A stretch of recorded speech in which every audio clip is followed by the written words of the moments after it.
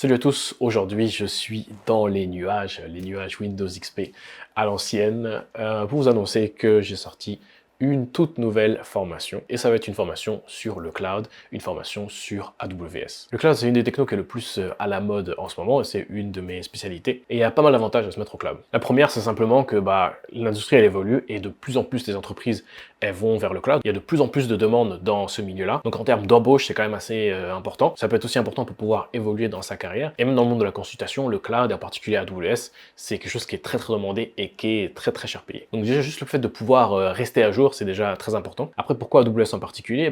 Premièrement, parce que c'est celui que je connais le mieux, et deuxièmement, parce que c'est aussi le plus gros. Ils ont à peu près 35% de part de marché, donc ils ont pas mal d'avance sur les autres fournisseurs. Mais de toute manière, la plupart des concepts dont je parle dans la formation, si on n'apprend pas juste les commandes ou juste quel bouton cliquer, on comprend des concepts qui sont transverses à tous les systèmes de cloud. Parce que c'est une façon de faire qui est quand même très différente, qui est même à l'opposé de ce qu'on fait d'habitude dans une infrastructure on-premise, dans un data center classique où on loue des serveurs. Et donc les concepts d'une infra cloud, ça s'applique pas seulement à AWS, c'est des concepts qui s'appliquent dans tous les services de cloud, que ce soit Azure, GCP ou OpenStack ou d'autres systèmes compatibles. En plus de ça, moi ce que je trouve cool, c'est que on pourrait penser que c'est principalement pour les grosses entreprises, alors qu'en fait, si on l'utilise bien, ça peut vraiment être pour tout le monde. Donc par exemple, moi, même pour mes petits projets perso ou pour les projets que je fais pour la chaîne, j'utilise souvent parce que, comme dans le cloud, tout est à la demande, si tu as une petite entreprise ou un petit projet perso qui consomme pas beaucoup, tu vas payer vraiment pas beaucoup, voire même rien du tout. Et à l'inverse, même pour les grosses entreprises, ça peut être vraiment très utile et faire économiser pas mal d'argent,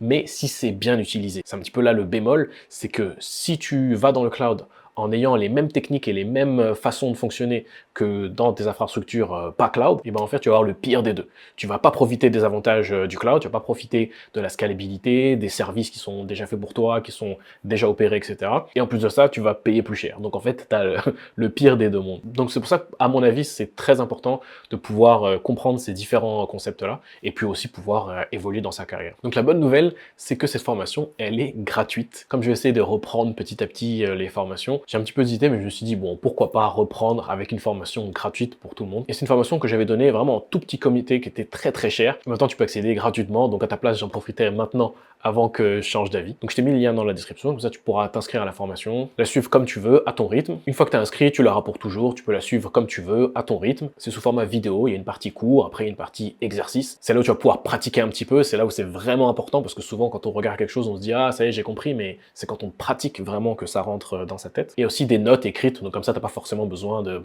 prendre des notes pendant que tu es en train de suivre la formation. Elle est en 4 parties, donc tu peux la suivre à ton rythme, tu peux faire ça en 2-3 jours, ou alors en 3 mois si tu veux. Et une fois que tu seras inscrit, ça prend 5 secondes, tu pourras suivre ta progression, poser des questions, des commentaires, etc. Donc tu as le lien dans la description, je te laisse aller regarder ça, et on se retrouve dans la formation.